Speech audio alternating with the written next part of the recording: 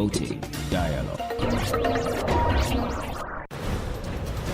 It's midday in Dakar and Banjul and 1 p.m. in Lagos. Good afternoon and welcome to Newslink, live on West Africa Democracy Radio, 94.9 FM in Dakar and around the world on wadr.org. First, our top stories.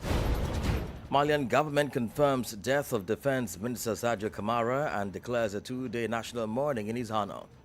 Le gouvernement de la transition du Mali a le profond regret de porter à la connaissance. The transitional government of Mali announces with deep regret the tragic death of General of the Corps, Sadio Camara. Meanwhile, the Alliance of Sahel State, AES, expresses solidarity with the Malian population over the weekend terrorist attacks. Guinea opposition party threatens election boycott over irregularities. The Frontex calls on the relevant authorities to restore legality to the electoral process, ensure equal treatment of all candidates, and guarantee transparency and credibility. And Liberia faces renewed calls for a war crimes court amidst mass grave discoveries. Please stay tuned for details of these stories and more. On the news, this is a more edit. Many thanks for joining our broadcast. Newslink begins in Mali, where the population and especially the security sector is mourning the death of Defense Minister General Sadio Camara following an attack on his residence on Saturday. A two-day national mourning period has been declared in his honor. Government spokesperson Brigadier General Issa Ousmane Coulibaly made the announcement last night. Recall that Mali over the weekend witnessed one of the largest and coordinated attacks in its recent history since 2012, when insurgents stormed several key cities, including Bamako, and attacked critical state institutions. No official count has yet been published of casualties in both civilian and military ranks. Here is government spokesperson Brigadier General Issa Ousmane Coulibaly.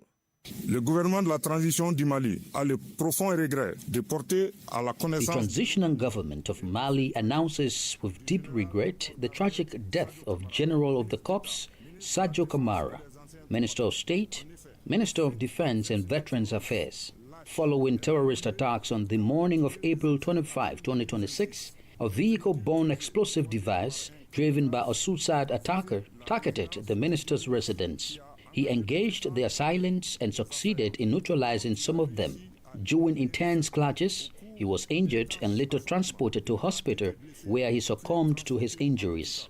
The collapse of his residence caused additional casualties, while the destruction of a nearby mosque led to the deaths of some worshippers. The president of the transition, head of state, Assimi Goïta, has declared a two-day national mourning period starting Monday, April 27 at midnight in tribute to General Sadio Camara.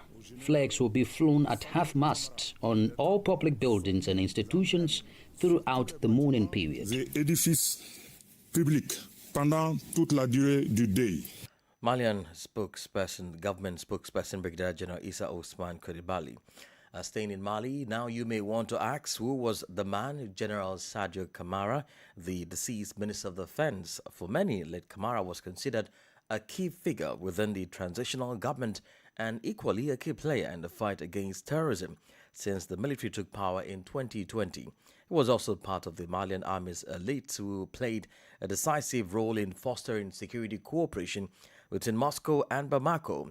Abdullahi Hassan gives us a brief profile of the late defense minister.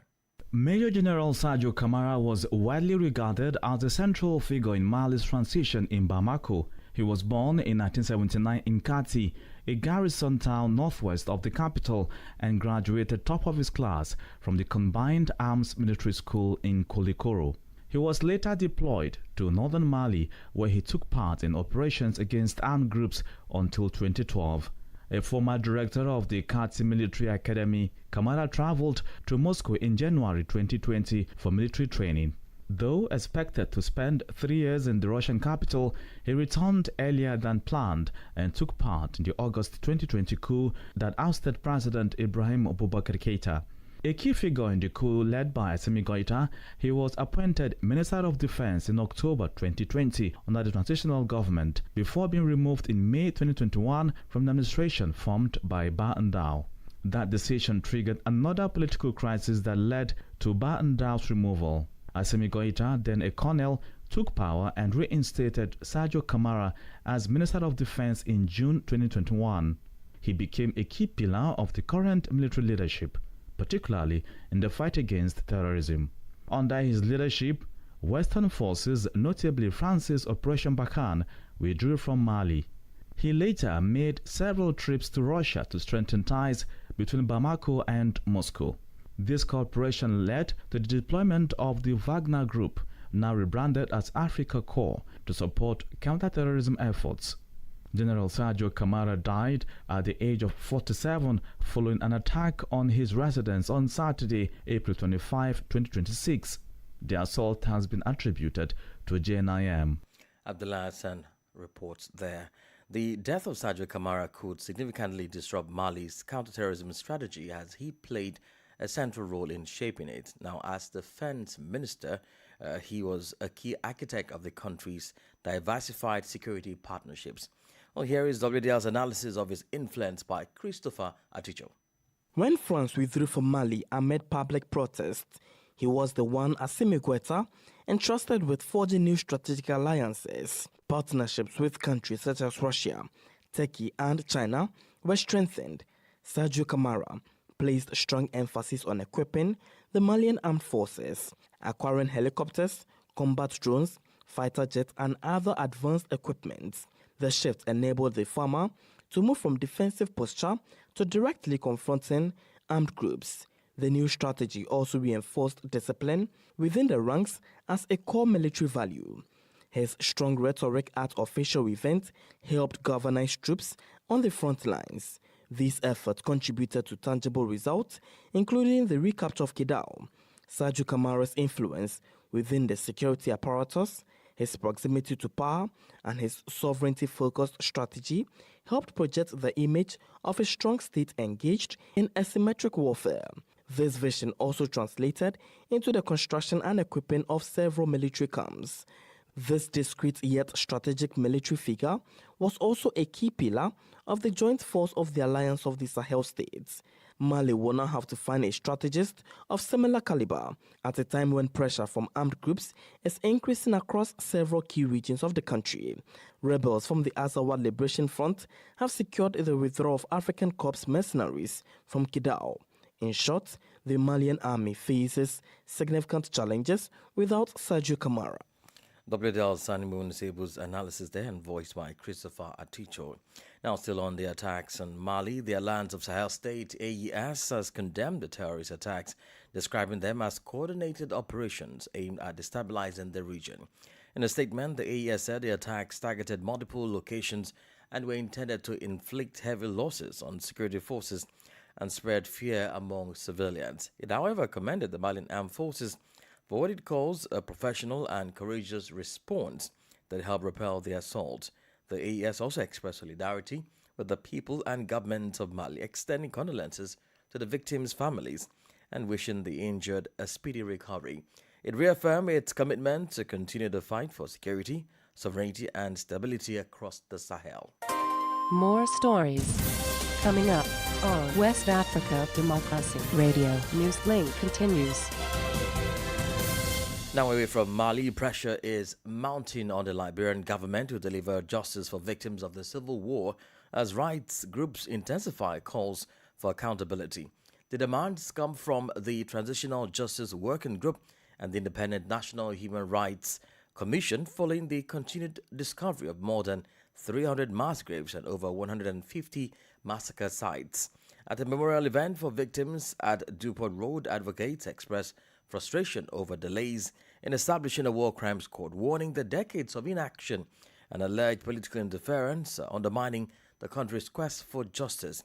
WDL's Monrovia correspondent Ibrahim Parker reports. Chairman of the Transitional Justice Working Group, Jean Sesaki, emphasized that while Liberia mourns the loss of its people, there is mounting anger over the government's failure to deliver justice for the victims. He pointed out to the recent inaction by the Ministry of Justice and the government's slow response to crucial demands from the Consolidated Religious Group of Liberia. Our main message is on those that are charged with responsibility to bring pride and dignity. We are calling on the Liberian government to act and bring justice and accountability to those who carry on this gruesome act. At the same ceremony, INHRC Chairman Denster Brown said the discovery of 321 mass graves and the 151 massacred sites highlights the scale of civil war atrocities and the urgent need for a war crimes code first proposed in the early 2000s but yet to be realized. However, tensions are mounting, with some stakeholders alleging deliberate delays for political reasons.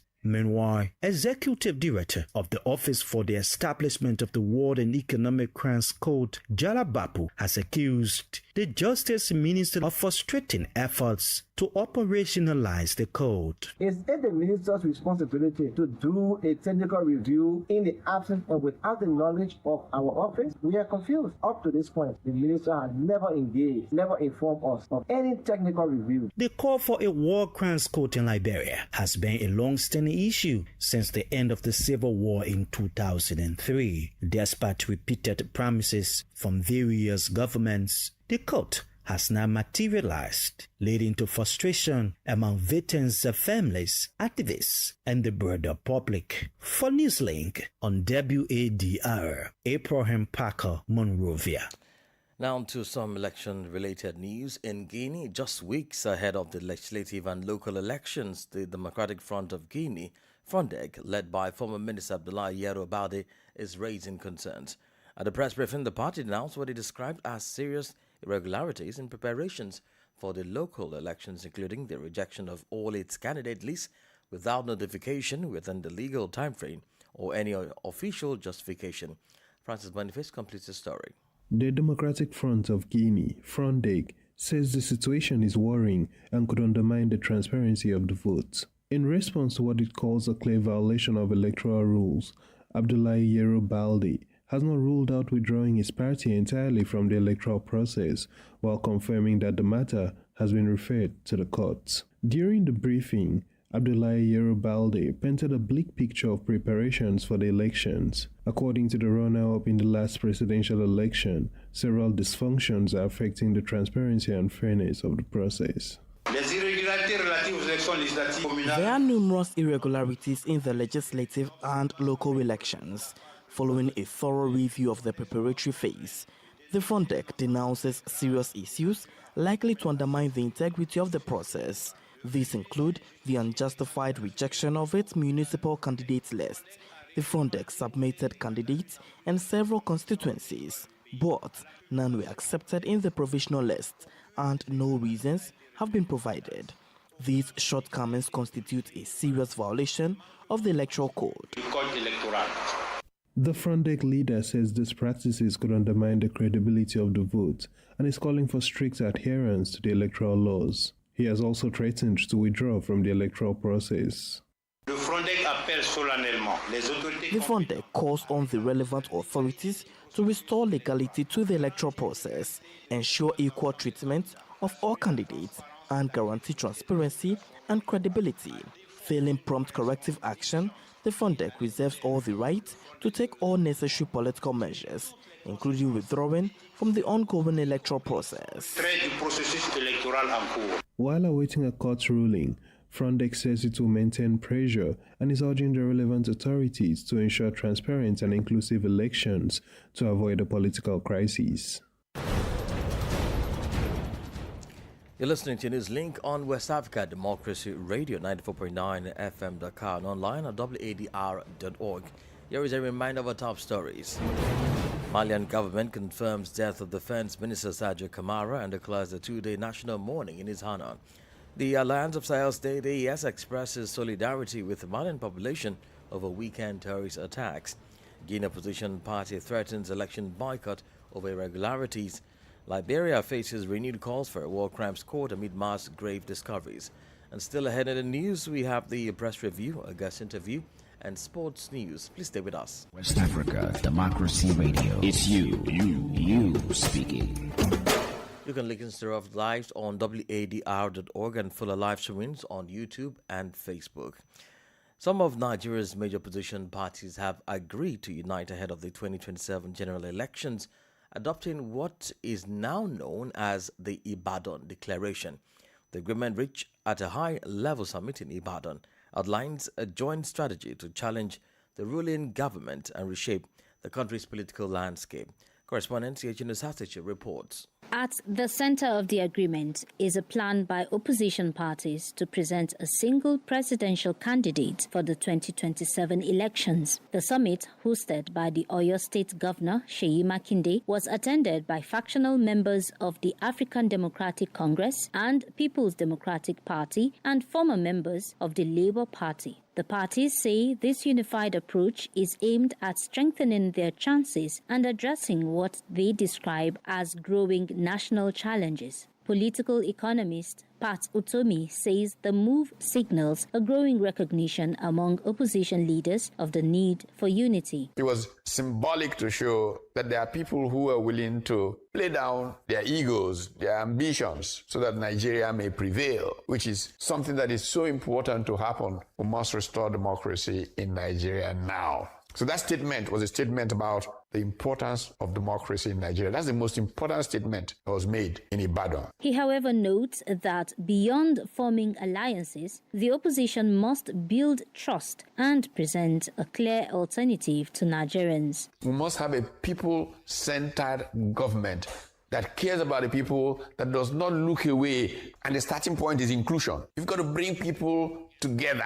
We have done too much to divide the Nigerian people. We must begin by bringing Nigerian people together. And if opposition leaders start with the example of they themselves coming together, pretty good way to start. The declaration also calls for reforms to the electoral process, including a review of the Electoral Act to ensure free, fair, and credible elections. Political analysts say the success of the agreement will depend on how well opposition leaders manage internal differences and sustain unity.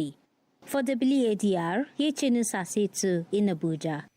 Ghana's Minister for Energy and Green Transition, John Abdullahi Jinapo, has directed the acting chief executive officer of the Ghana Grid Company, Inc., Mike Awaba, to step aside pending investigations into a fire outbreak at the Akosombo Power Control Center. The facility, a key part of the country's power transmission system, was hit by a major blaze earlier this week, forcing emergency shutdowns and the isolation of sections of the national grid. Officials say the fire damaged critical control systems and knocked out between 720 and 1,000 megawatts of transmission capacity, resulting in widespread outages and intermittent power supply across the country. The development has raised concerns among households and businesses already grappling with prolonged power cuts. This is the newspaper review. Stay abreast and find out what the top stories are in your country. This is the newspaper review. The newspaper review. We now cross over to Abuja as we join Yechinu Sasiche for the newspaper review.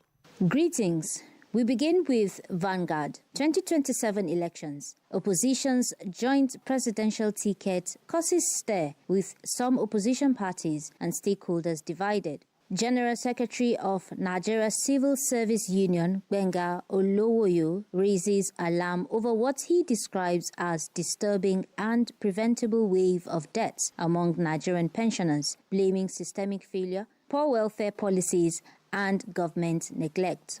Stakeholders urge federal government to tackle insecurity, boost youth inclusion in agriculture. The concerns were raised during a panel session at the 9th edition of the Vanguard Economic Discourse held in Lagos.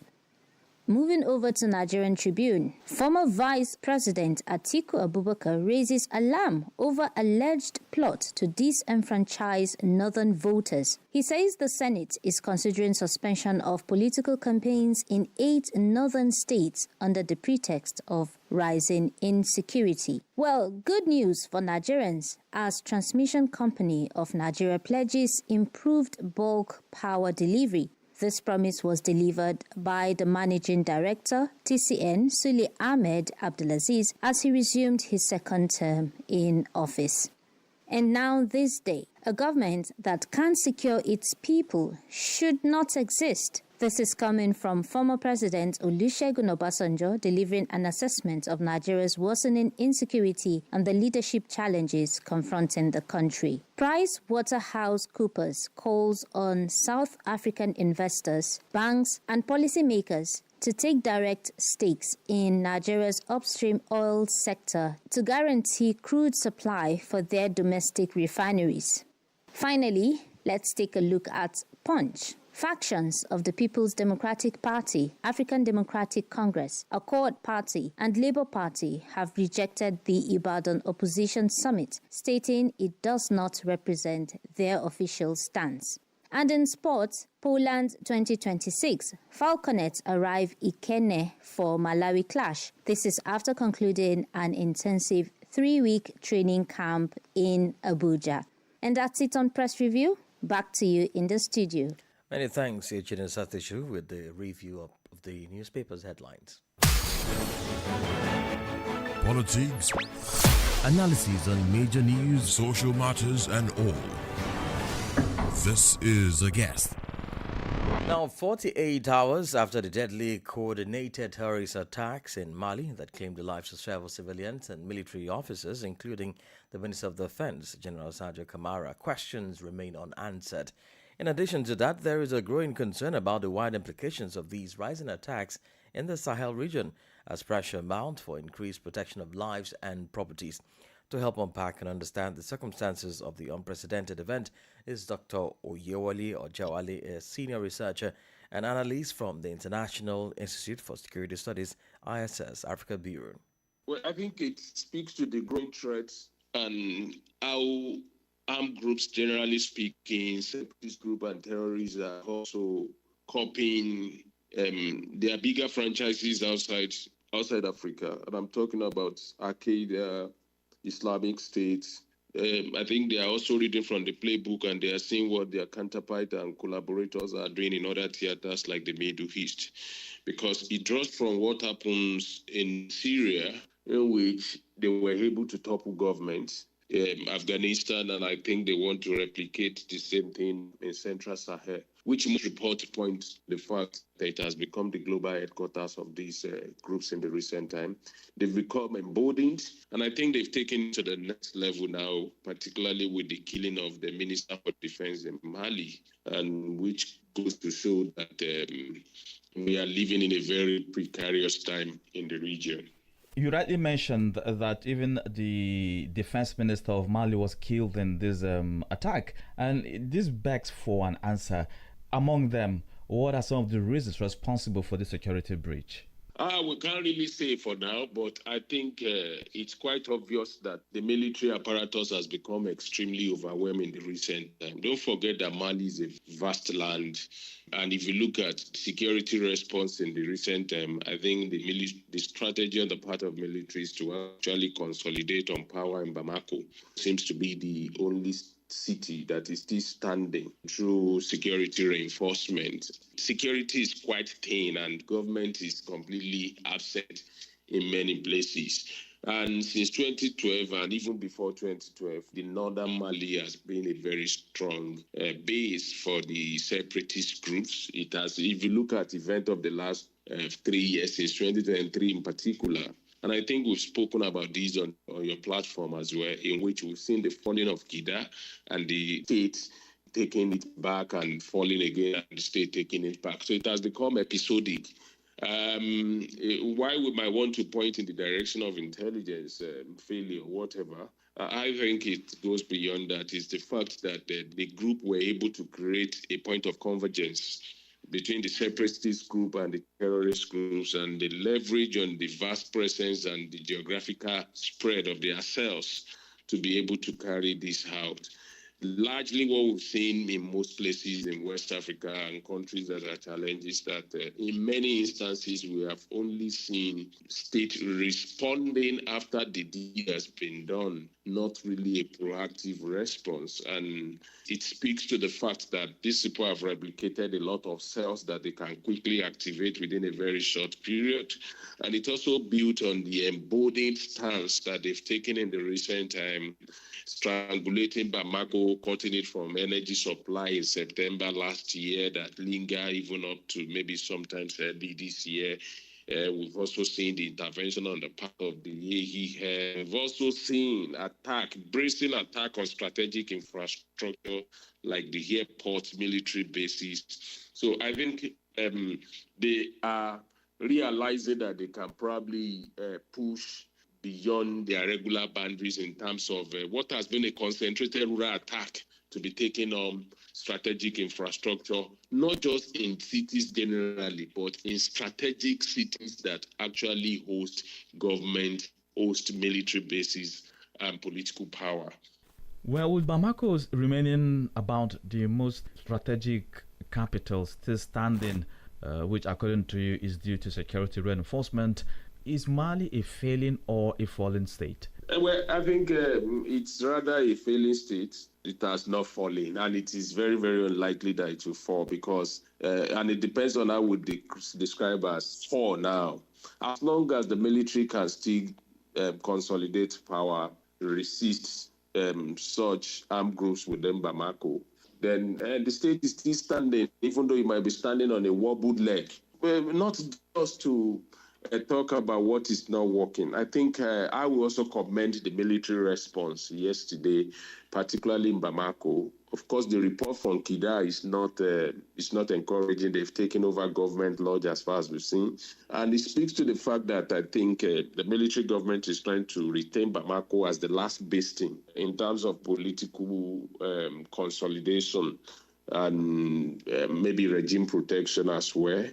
But largely, I think things are becoming fast overwhelming for state in Central Sahel now. And it speaks to what I am convinced should be the solution. Is the fact that irrespective of their political ideology, military government versus democracy, they need to realize that they have a common enemy. Because what happens in Mali, in Bamako, in Kida, does not stay in those places. It has a wider Sahelian African effect that requires cross-border security cooperation like never before. It means they need to continue to collaborate and talk to one another. On the part of the AES alliance and on the part of ECOWAS, must actually find a suitable compromise to work together for the greater good of West Africa and this security of lives and property, which is the primary and cardinal objective of government, irrespective of any form that it takes. Dr. Oyewale is a senior researcher and analyst from the International Institute for Security Studies, ISS Africa Bureau. Now in sport news, the Confederation of African Football, CAF, has unveiled a $715,000 prize pool for the upcoming Under-17 Africa Cup of Nations, boosting incentives for youth teams across the continent. The winners will earn $125,000, while the runners-up take home $90,000. Semi-finalists will each receive $60,000 and quarter-finalists $50,000. Teams exiting the group stage will also be rewarded $25,000 for third place and $20,000 for bottom-ranked sides. And we've come to the end of this edition of Newslink on West Africa Democracy Radio, 94.9 FM Dakar. Thank you for listening, and many thanks to Ismaila Kamara and Maudiju for the technical support. Let's keep the conversation coming on all of our social media platforms, X, Instagram, TikTok, Facebook, at WDR English. Coming up next is a repeat broadcast of our flagship health program, Well Buddy. I am Imo Edet. Good afternoon.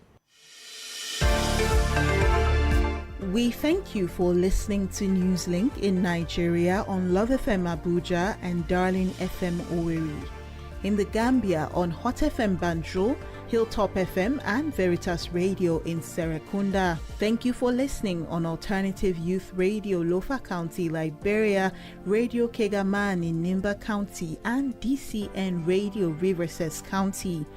A big thank you to Radio Baft FM in Sierra Leone for listening, and in Ghana we thank Radio Pad in Damango and Royals FM in Wenchi. Thank you all for listening to Newslink.